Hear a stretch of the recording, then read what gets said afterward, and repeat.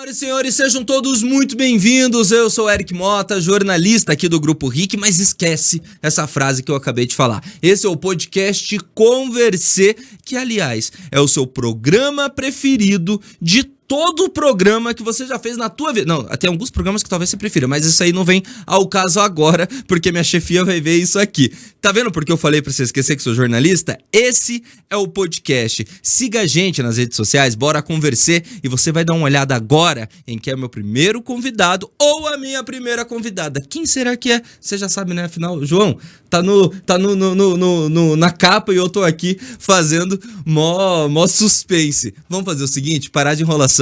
Fica com a primeira gravação do podcast Conversê. Vambora.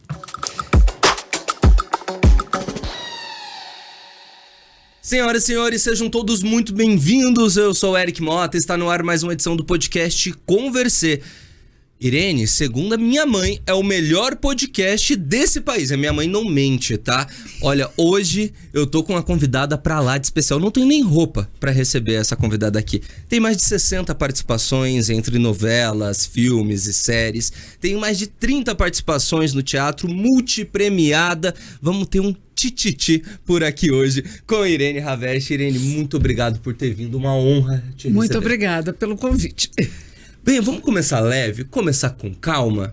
Você começou na sua vida artística nos anos 60. Pra gente começar com um papo devagar, como foi começar a atuar justo durante a ditadura militar? Olha, você sabe que não foi fácil, inclusive porque eu fiz um espetáculo, um texto do Guarnieri, Eles Não Usam Black Tie, direção do Oduvaldo Viana Filho, e nós fazíamos em sindicatos, fazíamos em cima de caminhões, e às vezes a polícia vinha. Por quê? Esse grupo pertencia à UNE, a União Nacional dos Estudantes, né? Então era um grupo muito visado. A minha mãe, quando soube que eu estava metida com essa gente... Essa gentinha das artes... A minha mãe me levou para fazer um eletroencefalograma. Ela falou, algo está acontecendo errado ali. Não pode ser. Eu botei minha filha para estudar piano na Escola Nacional de Música. Eu estava pensando um outro encaminhamento para ela. E ela está... o problema não era a arte, o problema era o pessoal da esquerda. Era o pessoal Não, era um pouco também essa coisa de teatro. Meu pai falava, minha filha quer fazer teatro? Vai fazer, mas... se forma em inglês para você ter uma profissão. E ele não estava errado, a profissão não era ainda regulamentada. Então era uma preocupação legítima, né, de um pai. Mas, sabe, curiosamente, o meu pai não tinha nenhum problema com esse pessoal de esquerda. Nenhum. A minha mãe tinha medo. Era medo da repressão. Tinha medo, medo do que vai acontecer, né? Será que vai presa? Né? Porque esse era o grande medo que pairava sobre as nossas cabeças. Mas o meu pai não. O meu pai era... Eu acho que meu pai era um pouco anarquista, se você quer que eu te diga. Meu pai tinha um jeito muito diferente de pensar. E eu imagino que ele, então, foi um dos grandes apoios no início. Foi porque a família dele era uma família muito acostumada com... cultura, com música, com pintura. Então, não soava estranho aos ouvidos do meu pai ter uma filha atriz. Sabe? As outras pessoas, tinham até algumas pessoas da família que achavam que não era uma coisa bem vista, né? Porque a atriz naquela época era quase você chamar de putinha, né? Hoje ainda tem preconceito, imagina naquela época. Tinha um preconceito bem grande, né? Mas para a cabeça do meu pai não tinha isso, não. Na cabeça da minha avó materna, ela me pegava pela mão, me levava ao cinema. Naquele tempo, as sessões eram tão fáceis, meu Deus. 2, 4, 6, 8, 10. Olha que maravilha. Hoje você se perde para marcar um encontro na porta do cinema, né? Então, a vovó me levava na sessão das 2, a gente não falava 14 horas, 2 horas. Quando acabava, ela dizia, vamos ver outra vez, minha filha. A minha outra avó pintava. Então, as avós receberam bem, o pai também. Eu não tenho uma história assim para contar. Foi tão difícil para mim no início. Não, não foi. Se eu falar, eu estou inventando. Mas o que era difícil era a ditadura militar. Mas Isso tem sim. uma questão que... Vamos ver se eu vi errado, porque a internet também não dá pra confiar em tudo. Na verdade, dá pra confiar em quase nada, tá, gente? Na internet, fica a dica. Você, pra conseguir o teu primeiro trabalho em TV, ficou na porta da emissora esperando o diretor sair. Isso é verdade? É verdade. Como é que foi isso? É verdade, porque foi assim. Eu tinha acabado de ter o meu primeiro filho. E aí eu fui... me falaram, olha, você vai lá e se apresente chamava-se Rubens Amaral. E eu fiquei sentadinha na sala esperando o seu Rubens Amaral o tempo todo. Era TV Tupi? TV Globo. TV Globo já? Lá no Rio de Janeiro, né? Aí teve uma hora que eu quis ir ao banheiro e falei para a secretária dele, antipática, meu Deus, eu falei, eu vou ao banheiro. Quando eu voltei, ela estava numa felicidade. E disse assim, ele foi embora. Eu falei, quem foi embora? Eu tinha esperado o dia inteiro para falar com ele, né? Ela falou, o seu Rubens foi embora. Eu desci, né? Correndo atrás dele. E aí ele estava entrando... Sabe qual era o carro dele? Era um Fusca. Que na época era o carro. Era um Fusca. Ele estava entrando lá no Fusca... E com umas pessoas assim à sua volta, eu esperei falar. E eu estava tão nervosa, que eu cheguei perto dele e falei assim, o senhor é que é o seu Rubens Amaral? Ele falou sim, ele estava entrando no carro. Eu falei, o senhor pensa que o senhor está dirigindo bem essa emissora? Não está. Ele falou, e você vai me dizer por quê? Eu falei, vou, porque eu não estou nela. Ele falou, e quem é você? E o que você faz? Eu falei, eu interpreto, eu canto, eu danço. Ele falou, é? Eu falei, eu apresento telejornal, porque eu já tinha feito isso na TV Rio. Né? Ele olhou para mim e falou assim, tá bom. Fechou a porta do carro e falou assim, vem cá. Subimos outra vez na entradinha ali, ainda era chão de terra a entrada. Mas eu pagava para ver a cara da secretária. Não, e ele ligou para o senhor Paulo de Gramont, que era um dos produtores, diretores era o início da Rede Globo. E disse assim, Paulo de Gramont, é o seguinte, Paulo, ele falou, tem uma moça aqui do meu lado, como é que é o nome mesmo? Eu falei, ele falou assim, anota aí. Ela vai ficar uma semana com você, você vai testá-la. Porque ela disse, Paulo, que ela interpreta, ela canta, ela dança, ela apresenta telejornalismo. Então, você tem uma semana e ela tem que provar que ela faz isso tudo. Tá bom? Tá bom. Aí olhou para mim e falou assim, se ao final de uma semana você provar que você faz isso tudo, você vai estar contratado. Agora, se não fizer, eu vou espalhar pelo Rio de Janeiro que tem uma doida chamada, como é mesmo seu nome? Eu falei, eu não. Solta na cidade. E sem pressão, né? Já começou assim. E foi embora. E aí eu subi, o Paulo de Gramont olhou para mim e falou assim, minha filhinha, você faz isso tudo? Eu falei, faço, mas eu já estava às lágrimas. Quantos anos você tinha? 22. O filho estava com menos. Meu filho nasceu, ia fazer 22. Meu filho nasceu, eu tinha 21. E aí ele era bebê ainda. E aí ele começou a me testar e, enfim, eu fazia. Tá? O que eu falei, eu fazia. Eu já tinha feito telejornalismo também. E eu fui fazer telejornal. O telejornal das 20 horas da Rede Globo. Com o Jornal Nacional. Jornal, que naquela época não se chamava Jornal Nacional. Mas foi meu começo lá na Rede Globo. Aí, 2 anos depois, eu estava fazendo um espetáculo com o Carlos Machado, na Boate Fred. Que eu fui parar na Boate Fred porque eu fui fazer uma matéria com o Seu Machado, que era o rei da noite. A gente chamava ele de Seu Machado. Eu nunca tinha entrado numa boate. Aí eu entrei, era de tarde. Quando eu entrei, tinha um ensaio.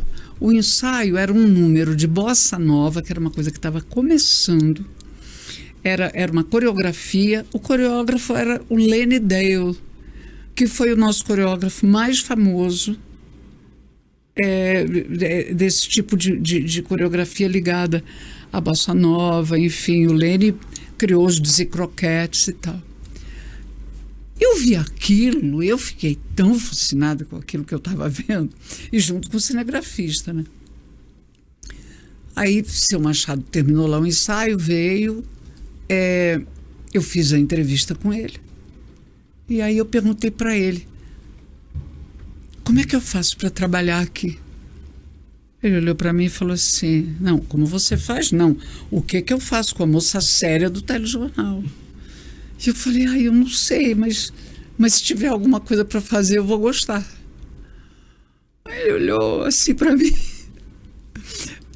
pegou o telefone e ligou para um homem chamado Chianca de Garcia. Chianca de Garcia, ele, além de ele era mais escritor que jornalista. E ele falou assim, o Chianca, é o seguinte... Eu estou aqui com uma moça, aquela moça do telejornal, como é seu nome, minha filha? Eu falei, então, ela disse que ela gostaria de trabalhar aqui no show. Você sabe o que fazer com ela? Porque eu não sei. Assim, ele pediu um instante. Ele vai pensar. Me diz como é que eu posso falar com você.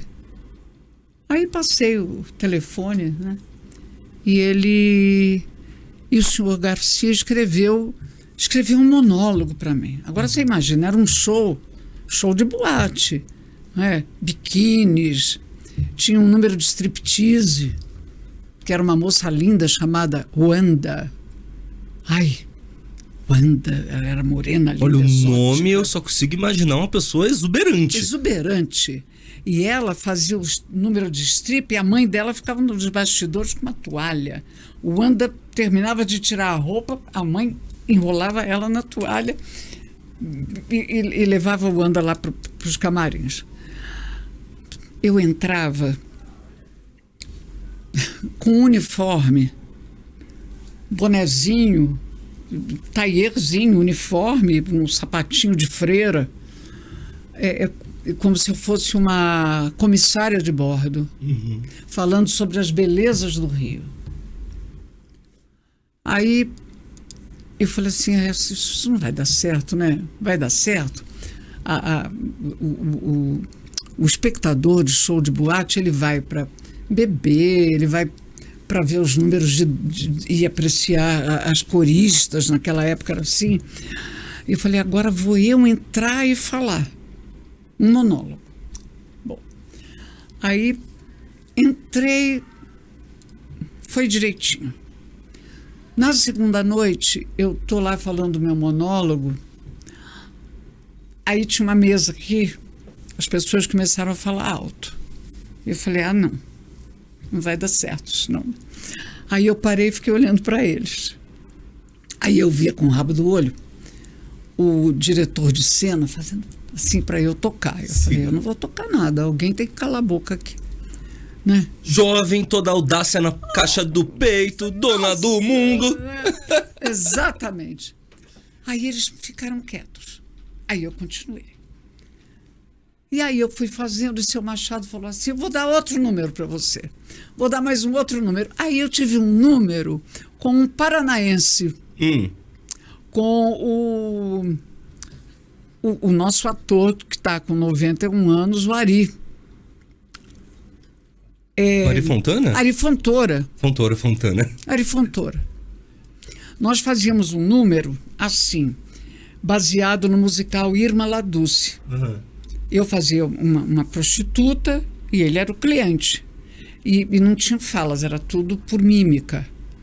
E ele meio que barganhava o preço dela, né?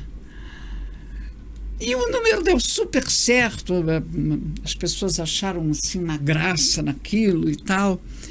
E aí o seu Machado disse, vou dar outro número para ela. Escreveu lá outro número. Aí escreveu um outro número. Ele falou assim para mim: você canta? Lógico. O melhor cantora que já existiu nessa terra. Bom, ele falou: o que você poderia cantar? A Brigitte Bardot, nosso símbolo sexual da época, na década de 60, ela tinha gravado uma música. Eu falei: eu posso cantar uma música da Brigitte Bardot. Ele falou: você vai cantar uma música da... Eu falei: vou. Bom, então eu... mini saia curtinha, um bonezinho outra vez, porque ela era francesa, né? Vestidinha direitinha, eu sentava num banquinho e cantava. Chamava-se Les Vieux Amis de la Musique. Eu acho tão chique quem fala francês. Eu mal falo português, acho tão chique quem fala francês. Chique. Não, mas eu não falava. não falava. Aliás, não falo, mas, bom. E aí eu cantava. Aí o seu Machado chegou e falou assim para mim: você sabe que você é a pessoa que mais tem número nesse show? Eu falei: é. Ele falou: eu não sabia o que fazer com você. E agora você é a pessoa que mais tem números aqui nesse show. E foi uma experiência fantástica. Quem apresentou a Rogéria ao Carlos Machado fui eu. Porque a Rogéria chamava-se Astolfo. Ela era maquiador na televisão, e eu falei assim: seu Machado, tem um rapaz, o senhor não sabe o que ele faz quando ele se veste de mulher. Eu não tô lembrando quem que é, desculpa. A Rogéria foi a nossa grande vedete, travesti, né? Nessa época era assim que se chamava, não é? Foi a Rogéria. Eu acho que a Rogéria foi a mãe de todas essas atrizes que são travestis. Sim.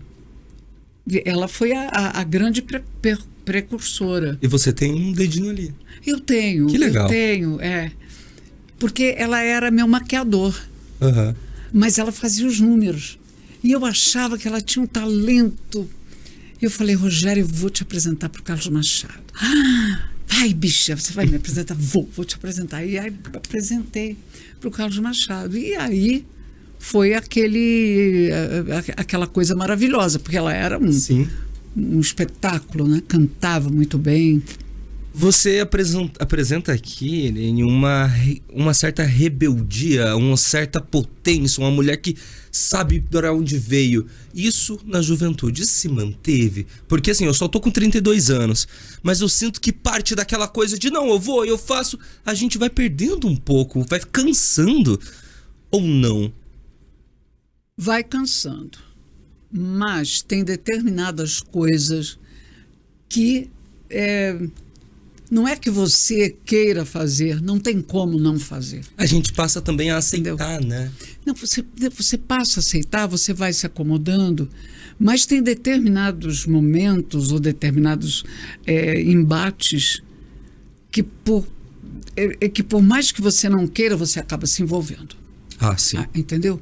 Isso independe da sua idade. Você vai talvez com menos força, né? Mais pé no chão. Mais pé no chão e também, eu estou demorando para entrar nessa briga, olha como eu estou demorando. Mas aí não é que você entre, a briga não deixa você de fora, entendeu? Ela vai lá e te puxa. Aconteceu uma coisa comigo muito legal. A situação foi triste, que foi em novembro de 2022, teve um deslizamento aqui no Paraná. Eu trabalhei, na época eu tava na rua ainda como repórter, hoje fico mais na redação, cobri a Assembleia Legislativa do Paraná, voltei, 8 e pouca da noite, fui bater o meu ponto pra ir embora. Nesse momento a chefe, Paulinha, um beijo Paulinha, olhou e falou: Eric, não bate, porque teve um deslizamento na 376 e você vai ter que ir lá cobrir.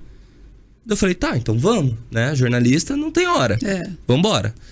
E aí nisso eu peguei o celular, eu vi que pela 376 tava muito difícil, que é uma das vias que dá no litoral do Paraná, que já tava tudo trancado. Eu falei: cara, a gente não vai conseguir chegar nem perto. Olhei uma rota alternativa pela 277, que é outra via que dá no litoral do Paraná, dava boa. Fizemos essa volta um pouquinho maior, tem que passar pela balsa e tal. Chegamos lá, Fechou a 277 também. Pouco depois que a gente desceu, ficamos ilhados no litoral do Paraná. Eu e um cinegrafista. E o cinegrafista não tinha levado o Mochilink. Pra você que não sabe, o Mochilink é um equipamento que manda o sinal e consegue transmitir ao vivo o que tá acontecendo. A gente chama de Mochilink.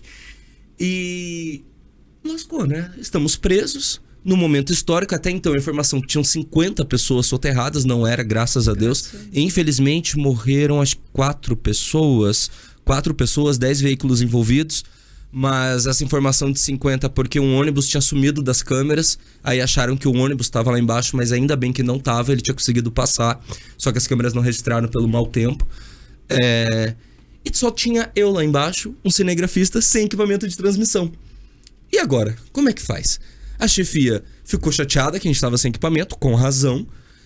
E eu falei, cara, não tem o que fazer, vamos fazer pelo celular. E eu já tinha sido vídeo repórter, que é o repórter, sei que assiste CNN, Band News, vê muito repórter direto com o celular, que a gente pode até falar disso daqui a pouco, que é uma coisa complicada que tá acontecendo no nosso meio.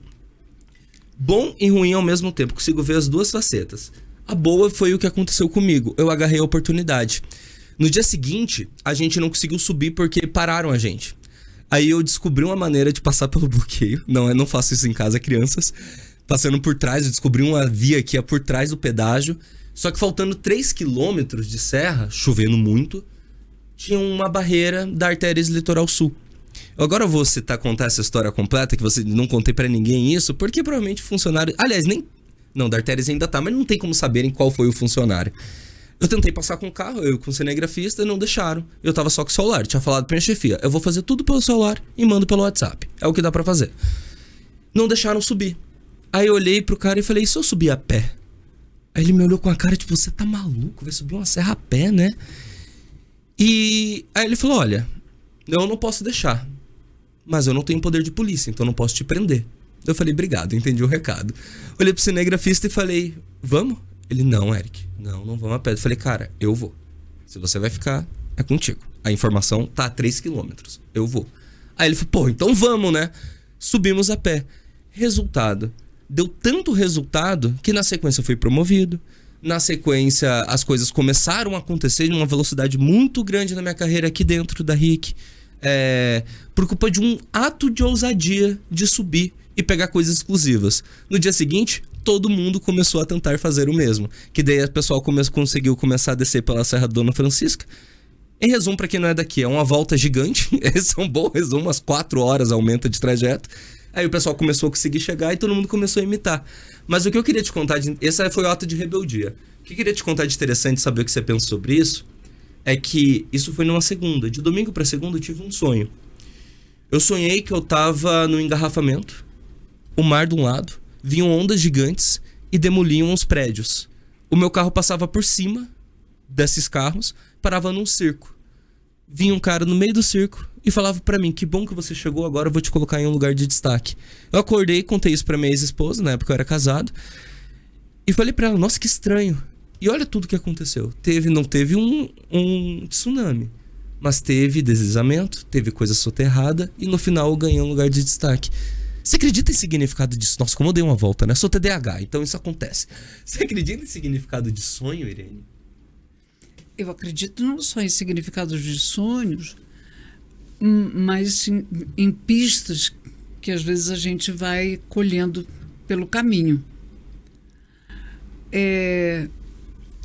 As chamadas coincidências, as chamadas, sei lá, uma premonição, isso acontece. Não, eu estou com água aqui, obrigado. Isso acontece. Qual é a diferença? Talvez uma outra pessoa tivesse tido esse mesmo sonho, um sonho parecido, mas o sonho não pegou essa pessoa. Ele te pegou. Você deu importância a ele, né? Você ficou com aquilo. Talvez outro colega seu tivesse tentado chegar lá, mas não, tá difícil demais, não vou por aqui.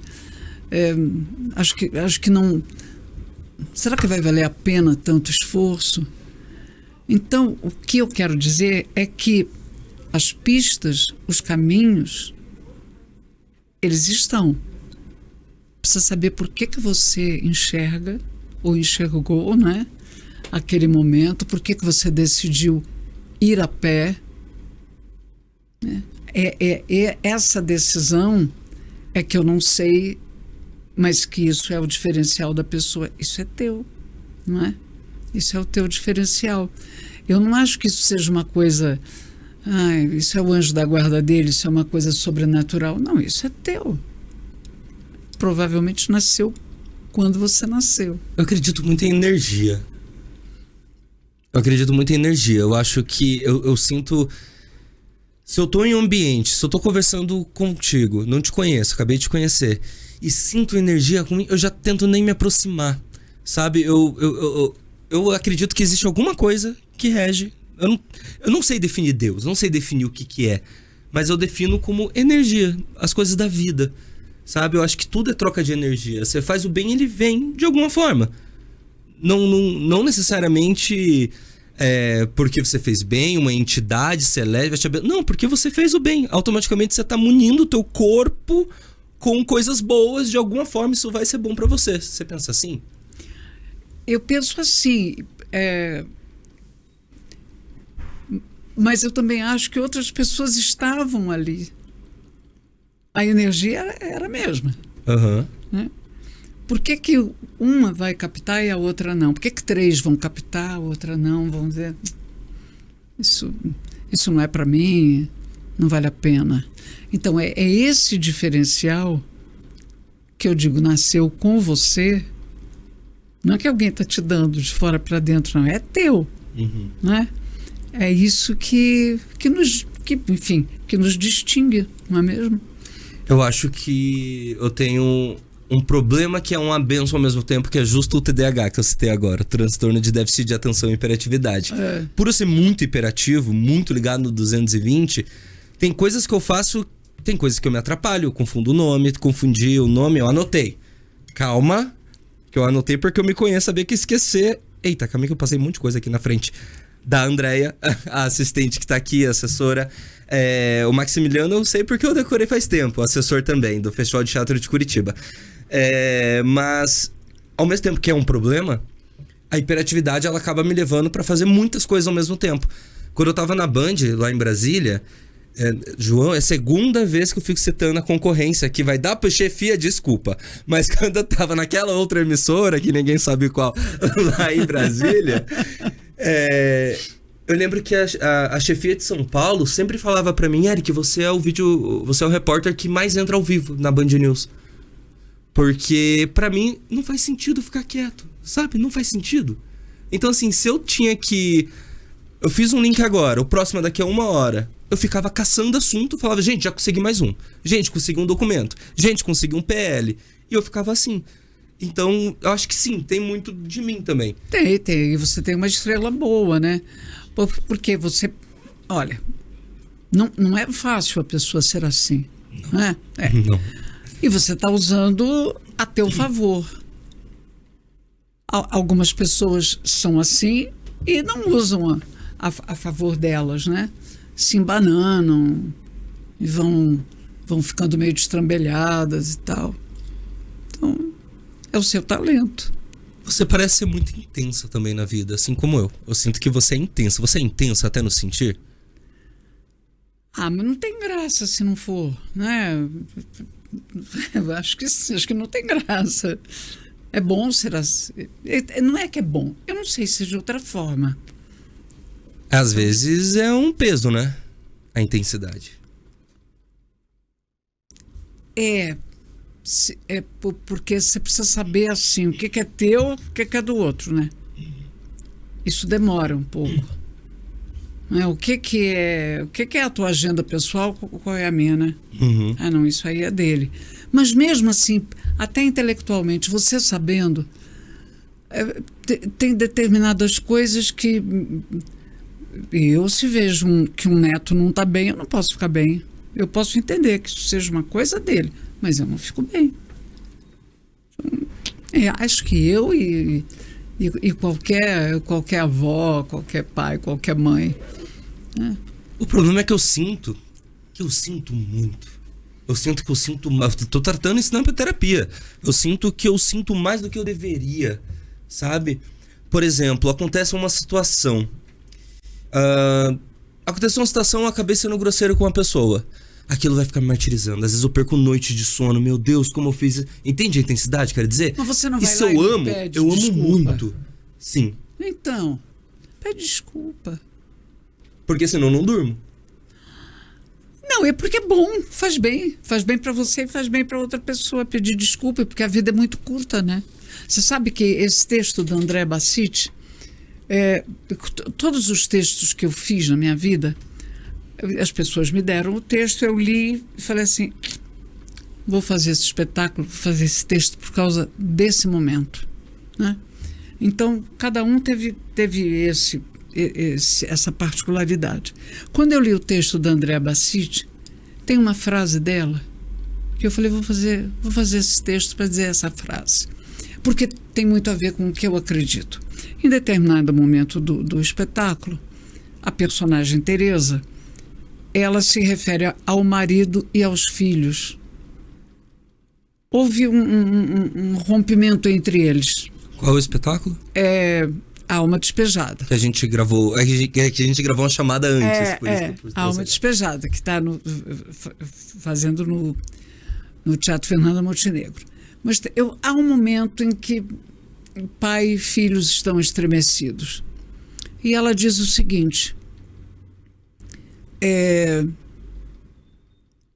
juntos puderam se abraçar e chorar o choro dos justos e dos injustos. Com o tempo vão se acertar. A vida serve para isso, para nos acertarmos. Eu fiz esse texto para dizer isso, porque é o que eu acredito. A gente precisa se acertar, porque a gente não sabe se a gente vai acertar esse passo em outro momento. Né? A gente não tem assim, não, mas dá um tempo que vai dar. Então, é para a gente se acertar. Pelo menos a minha vida serve para isso. Eu quero me acertar, sabe? Eu quero me acertar com as pessoas que estão à minha volta. Com o tempo, eu fui ficando mais paciente, fui ficando mais tolerante. A idade não é possível que a idade te tire tudo, né? Vai tirando, vai só marcando, não vai te dar nada, não. Então, ela foi me dando isso. Agora, não é o tempo todo. Tem momentos que eu fico bastante revoltada, sabe? Bastante de saco cheio de algumas situações. Mas que eu quero me acertar. Eu quero. Nossa, isso é muito profundo. Não, você sabe, você acha? Eu acho. Eu acho que... Sabe por quê? Porque as pessoas só vivem, Irene. As pessoas, elas só vivem, elas só pensam nelas. O Criolo tem uma frase que ele fala: as pessoas não são más, elas só estão perdidas. Criolo, perdoa a minha audácia. Você é um semideus na arte pra mim. Porém, eu acho que não. Tem gente que é mal. Tem. E é por isso que eu acho isso profundo. Porque pessoas... Eu costumo falar que eu quero encontrar na vida pessoas de verdade. E essas são raras. Pessoas de verdade, seres humanos mesmo. Eu não encontro muitos por aí. Não sei se eu que tô muito exigente. Isso já não vou saber te falar, porque às vezes essas pessoas chegam em momentos que você não está esperando, de uma pessoa que você não está esperando. Ela chega e ela te traz uma coisa que, enfim, que te abraça, que te envolve. Isso aconteceu recentemente na minha vida. Ganhei uma nova amizade exatamente assim, de alguém que eu nunca esperava. E foi assim. E é isso que eu te falei da intensidade. Quando eu conheço alguém que eu falo, caramba, é uma pessoa boa mesmo, pronto, falo todos os dias da minha vida. Pergunto como é que tá, se dormiu, acordou bem, tá feliz. Você tá feliz? Não é só tá bem, você tá feliz. É intensidade na vida. Eu tenho um amigo, Irene, o nome dele é W. Ele é músico, doutor em economia, e ele tem uma frase sobre tudo isso que a gente tá falando, intensidade, pessoas boas, pessoas ruins, que ele fala numa música dele: poesia na vida até o trem partir. Você acha que é possível manter poesia na vida o tempo todo? O tempo todo, eu acredito que não. Não, também como não é... Não, olha aqui. Eu vou reformular. É possível levar a poesia na vida até o trem partir? Até o fim da vida? Mas acho que vai ter altos e baixos aí. Esse trem, tem uma hora que esse trem vai ter que parar para colocar, enfim, carvão no trem. Estou pensando no Maria Fumaça. Não, tem uma hora que tem altos e baixos, não é o tempo todo assim. Uma vez me perguntaram, eu sou casada há 52 anos. Uma vez me perguntaram, mas você e o seu marido mantêm aquela intensidade? Eu falei, não, nós estaríamos mortos. Não é? Não tem coração que aguente a intensidade da paixão por 52 anos. Dá, né? Nem corpo, nem coração, nem corpo. O João tá chorando de rir aqui atrás das câmeras. E aí, então, é a mesma coisa, né? Mas que olha, quando você vai ficando mais velho, você tem dois caminhos. Ou você vai ficar generoso com a vida, com você, ou você vai ficar achando que a vida ali é devedora. Eu acho mais engraçado você ser generoso, assim, acho melhor. Acho que você se sai melhor, sabe? É mais leve, né? Mas certamente. Eu também tenho uma filosofia de vida que tudo é passageiro, tem isso pra mim. E eu queria te perguntar se você sempre viu a vida também dessa forma. Porque eu sei, por exemplo, quando você fez... Como era o nome da novela? Que você era da Grécia. Eu era uma grega. Você era uma grega, você saía na rua, as pessoas ficavam enlouquecidas contigo, né? Eu imagino que nesse momento, uma jovem atriz na Globo, as pessoas parando, naquele momento, naquele ápice ali, você conseguiu ter a maturidade que você tem hoje? Mas eu chegava em casa e me olhava no espelho, não é? Uma coisa é o que você é, outra coisa é o que você está. Uhum. Né? Então, sei lá. Sim. Com isso, eu acho que eu sempre lidei muito bem. É aquilo que você falou, nasceu com você. Então, e quando eu era muito jovem, um tio meu que eu achava que ele era o máximo, porque ele era médico, ele tinha um jipe, ele era um homem grandão, barulhento.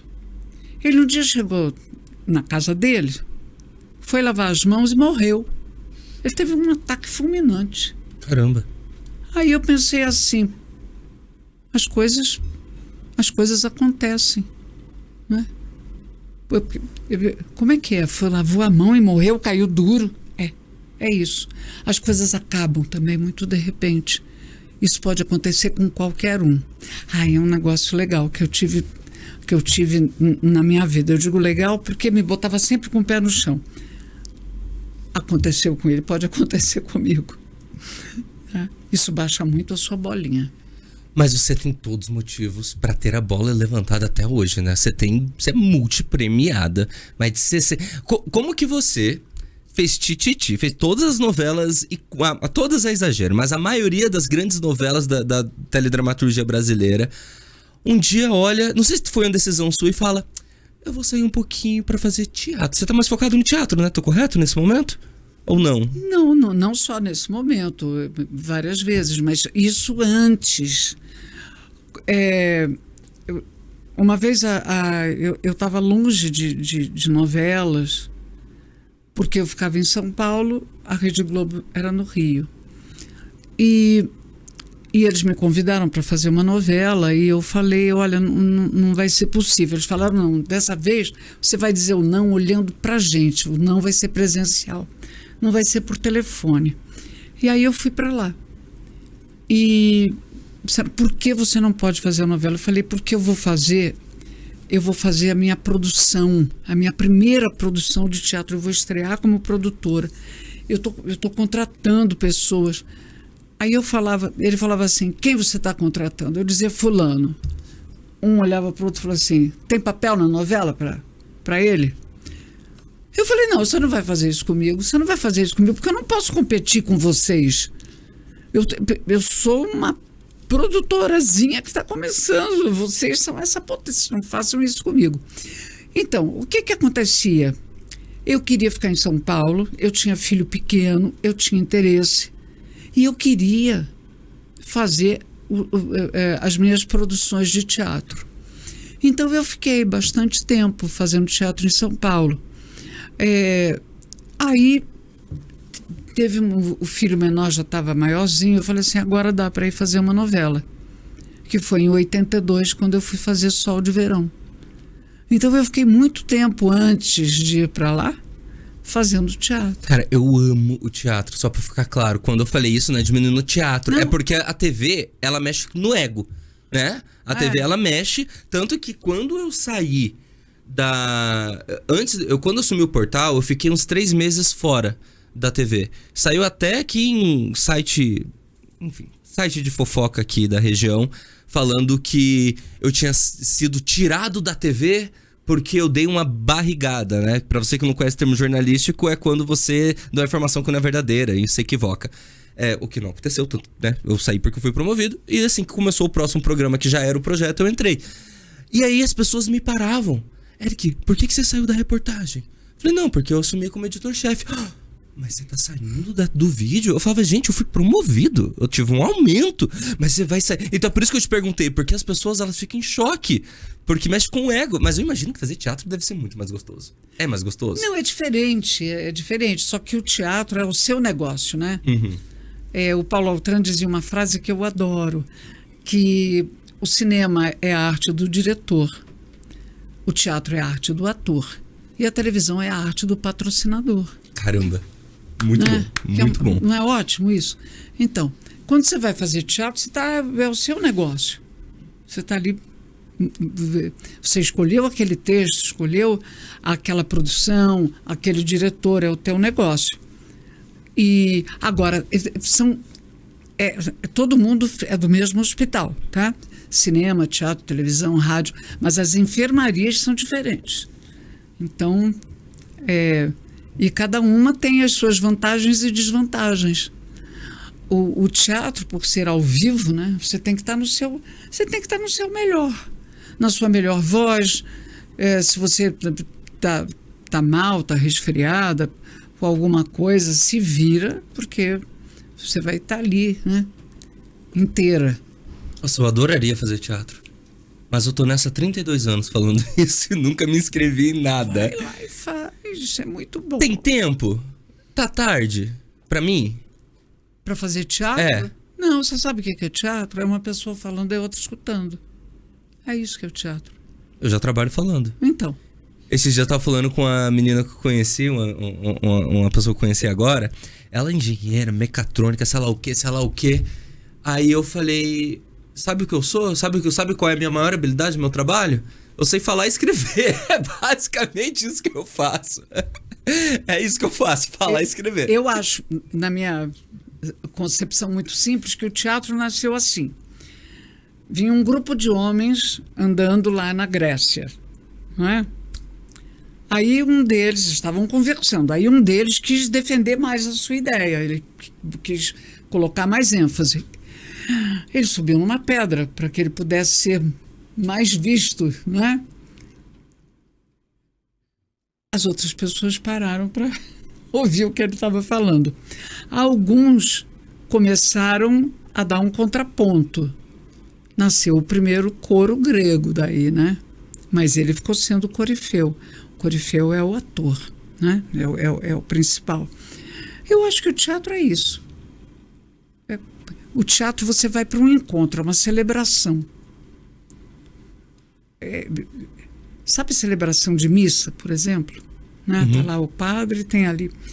O teatro, ele tem um pouco. As pessoas saem de suas casas. Porque para eu te ver na novela, no streamer, eu posso ver você na minha cozinha, né? Fazendo outra coisa. Eu paro, eu levanto, vou ao banheiro, volto como um sanduíche. para ir ao teatro, eu tenho que botar uma roupa, eu não posso entrar no teatro, eu tenho que botar uma roupa, eu tenho que pegar ou ir a pé, mas enfim, eu tenho que me locomover até lá, eu tenho que entrar e eu tenho que fazer parte daquele ritual, onde existe um acordo tácito entre quem está no palco e quem está na plateia. O acordo é esse. Eu vou te contar uma história e vamos combinar que tudo que eu contar, você vai embarcar na minha e vai acreditar.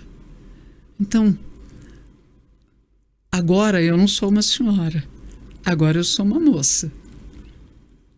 Isso é impossível em qualquer outro lugar, isso é impossível no cinema, isso é impossível na televisão. No teatro é possível, entendeu? No teatro, se eu te envolver com aquele texto, com aquela iluminação, com uma interpretação, você diz, olha, é uma moça, olha lá, tá vendo? É uma moça. Isso é por quê? Porque foi feito sem um advogado para juramentar, foi feito um acordo entre aquela pessoa e a sua plateia. Chamados acordos não escritos, né? Que o Harari fala muito. A plateia também foi a fim de... Porque senão eles estariam em outro lugar. Né? Eles estariam num restaurante, estariam passeando de barco. Não, eles foram para fazer parte de uma celebração. Por isso que, na minha concepção, as pessoas falam da quarta parede do teatro, né? A quarta parede do teatro seria... Você está no palco, seria entre o palco e a plateia. Isso para mim nunca aconteceu. Para mim a quarta parede é quando termina o último espectador. Porque senão eu estou fazendo uma coisa sozinha. Não estou. Eu estou jogando uma bola e estão me rebatendo. Uhum. Senão não acontece o encontro. Né? Sim. Não acontece. E é uma coisa, é um processo muito desafiador, é bonito, mas também é difícil. Por quê?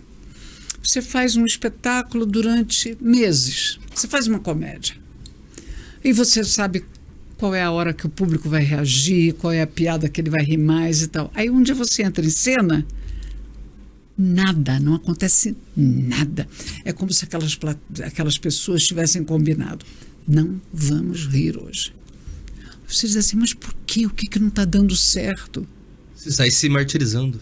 Eu acho que não está dando certo, porque você já entrou achando que você era o máximo, entendeu? Que você já sabia tudo. Não, você tem que entrar para aquele jogo com aquelas pessoas. Você não tem que entrar achando, não, ontem eu fiz isso, deu certo, antes de ontem também, ou então hoje eu vou fazer e vai dar certo. Não. Tem uma hora que o teatro fala assim, epa, menos, tá? Menos. Lembra como é que você ensaiou? Lembra? Então volta. Porque é troca. O teatro mantém a humildade. Eu acho que sim. Acredito que sim. E essa coisa também de você se achar o máximo, é só você se comparar, né? Sim. Você é o máximo em quê? Você é o máximo se comparado a quem? A quem, né? Então vamos pensar. O problema também é quando você vai pro extremo oposto, né? Você sempre se compara com pessoas que estão muito acima. Aí também é um problema. Você não pode ter baixa autoestima ao ponto de te destruir, mas você também não pode ser... Não, mas você pega determinadas pessoas e elas servem... Elas te inspiram, né? Elas são um farol. Você diz, nossa, como eu gosto desse jeito dessa pessoa fazer isso. Mas ela é ela e eu sou eu, né? Ela é ela e eu sou eu. Quando você sai do palco... lá vai o Eric dando as voltas pra falar o que ele quer falar. Teve o Rodrigo Fernandes, vulgo Jacaré Banguela, muito conhecido na internet. Ele é ator também, né? E ele falou uma vez em um podcast que a pior coisa que tem pra ele é quando ele sai do palco sai do teatro lá com os melhores do mundo, vai jantar no restaurante do patrocinador, todo mundo parando pra tirar o autógrafo.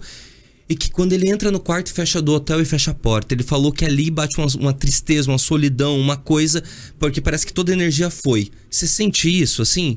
Porque você joga tanta energia? Não. Você fica... Como que você fica quando você sai? Eu saio do palco, a primeira coisa que eu faço, eu quero comer. Eu tenho fome. Mas quando você chega no hotel, fecha a porta, você tá bem? Independente de como foi o espetáculo? Às vezes, se o espetáculo não foi bem, eu tenho ali as pessoas para conversar. Olha, aconteceu isso hoje aqui, não foi legal.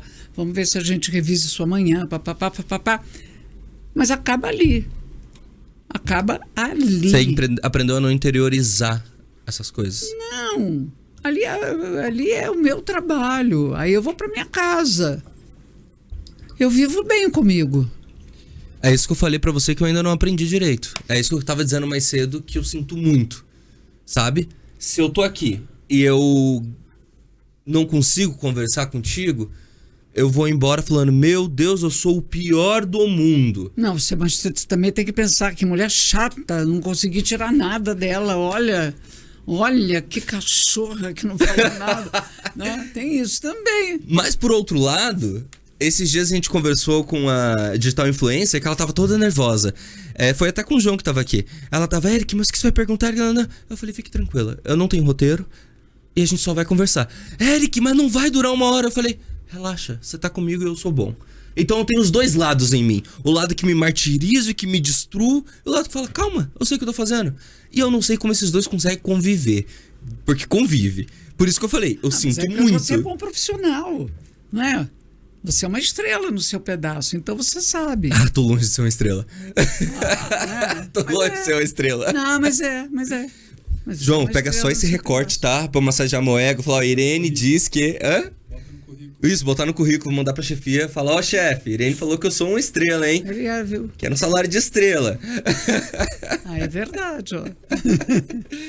Irene, você é leve. Acho que essa é uma definição. Você é leve. Tô apaixonado por você, é uma delícia conversar contigo. Tô comprometida. Ai, que droga. Eu tô. E um amor depois de 52 anos? Tô comprometida com um jornalista, viu? E como que é um amor depois de 52 anos? Depois que perde o tesão? Foi isso que você falou? Se é assim que você entendeu? Entendi, não, porque aquele tesão que eu falei, que você fica ali na UTI tomando... Viagra. Tá, viu, Sogra? Você foi menos... Ele vai mudando. Você foi mais culta. Ele vai mudando de cara. O amor vai mudando muito de cara, porque senão não dá para continuar. Primeiro, tem que ser bom para os dois. Uhum. Né? Você não dança tango sozinho. Acho que não teria a menor graça dançar um tango sozinho. Então tem que ser bom para os dois. Tem épocas que está sendo melhor para um. Uhum. Tem épocas que está sendo melhor para o outro. Mas,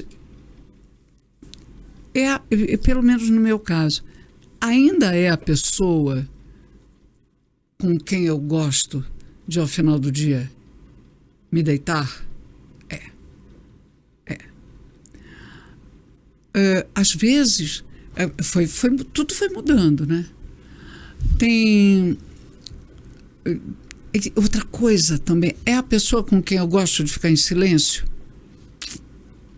Eu ouvi uma frase esses dias. É bom ficar em silêncio. É bom, muito bom. Que você descobre o que você ama de verdade quando você senta na mesa pra almoçar e o silêncio te deixa feliz. No sentido, você não fica incomodado porque está um silêncio. Você está melhor, você fica feliz até com o silêncio daquela pessoa. Eu vi essa frase. É o teu também, né? Porque o teu também tá bom, as coisas estão em paz. Aí, de repente, briga-se por causa de uma bobagem. Mas é uma bobagem. E aí você diz assim, não, mas essa bobagem pela qual nós estamos brigando, ela representa 0,8% perto de toda a relação, né? Eu acho que eu tenho uma relação, na maior parte das vezes, divertida. Isso é importante. Nossa, divertida. Eu já me diverti muito com meu marido. E ele comigo. Aí, um monte de perrengues que a gente já teve e às vezes continua tendo. Mas, essa é uma frase dele. Ele diz assim: qual é o melhor programa? Ainda é Nós Dois na Cama? Mas esse na cama... Sim, não é sexual necessariamente. Foi sendo substituído, né, por uma série de coisas. Então, ainda é o melhor programa? Sabe? Agora, não é que esse melhor programa acontece todos os dias, todas as tardes e todas as noites. Não. Não, às vezes a gente briga e briga mesmo. Opa! Eu fui casado por 8 anos e uma coisa que eu me orgulho muito é que do início ao fim, eu e ela, nós mantivemos um pacto. Nunca vamos nos desrespeitar. E foi assim do início ao fim. Até o dia que eu resolvi sair de casa. A gente nunca faltou com respeito. Acho que esse é o básico, sabe? É o básico que as pessoas não entendem. Nunca teve um xingamento, nunca teve um grito, nunca teve uma troca de ofensas. Nossa, lá teve muita, lá minha casa tem muito. E como que você supera?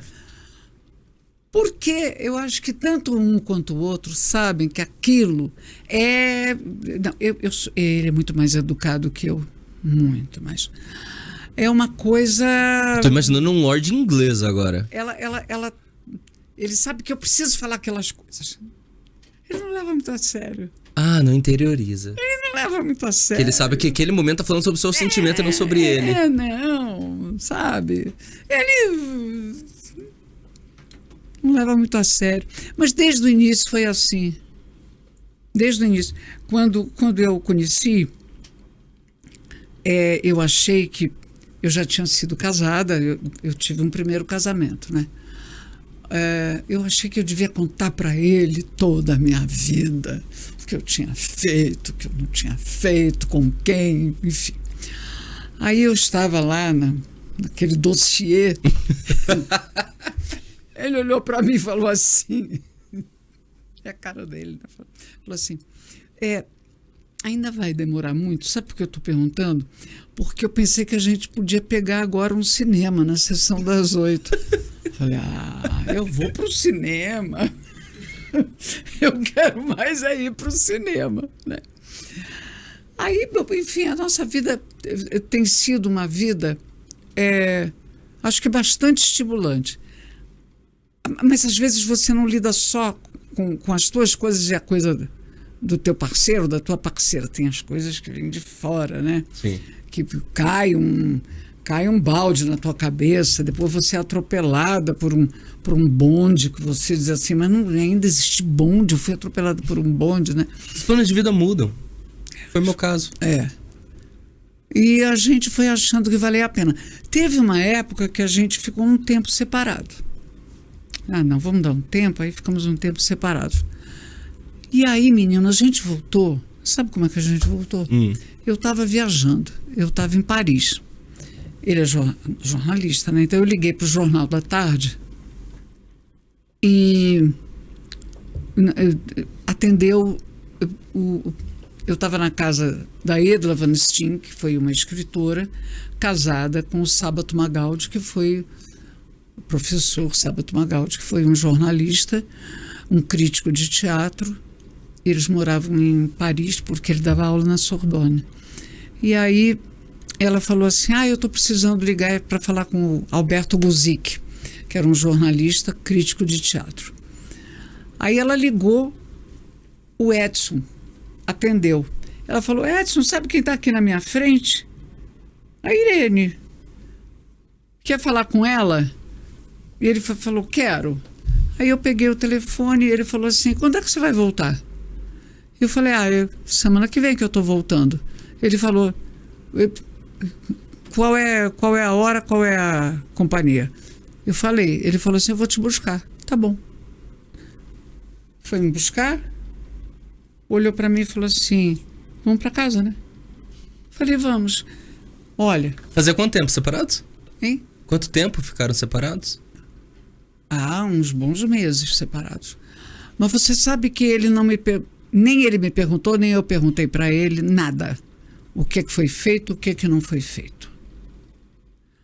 Tem uma música que a Barbra Streisand canta, que ela fala que ela quer encontrar um homem. Um homem que, sei lá, não se desespere muito para onde eu vá. Um homem que não me pergunte como eu aprendi as coisas que eu sei.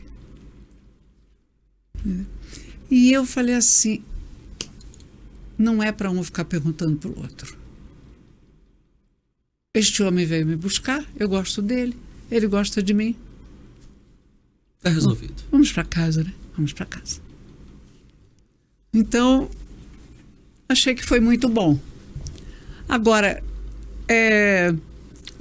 outro dia eu falei uma coisa que ele ficou horrorizado. Eu falei assim, você sabe que se... Outro dia eu estava pensando, Edson, será que nós vamos continuar casados? Ele falou, mas por quê?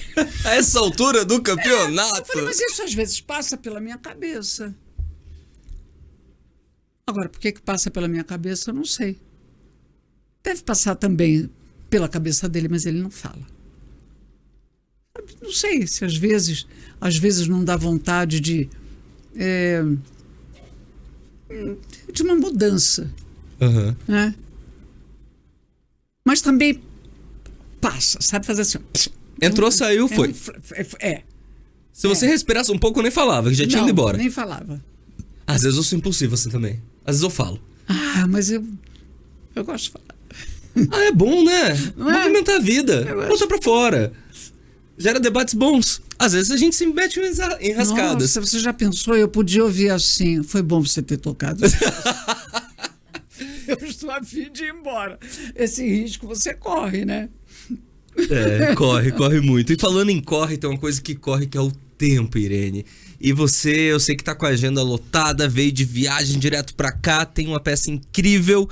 No momento que você estiver vendo esse podcast, a peça já não tá mais em Curitiba, mas tá em turnê pelo Brasil. Fala um pouquinho da peça.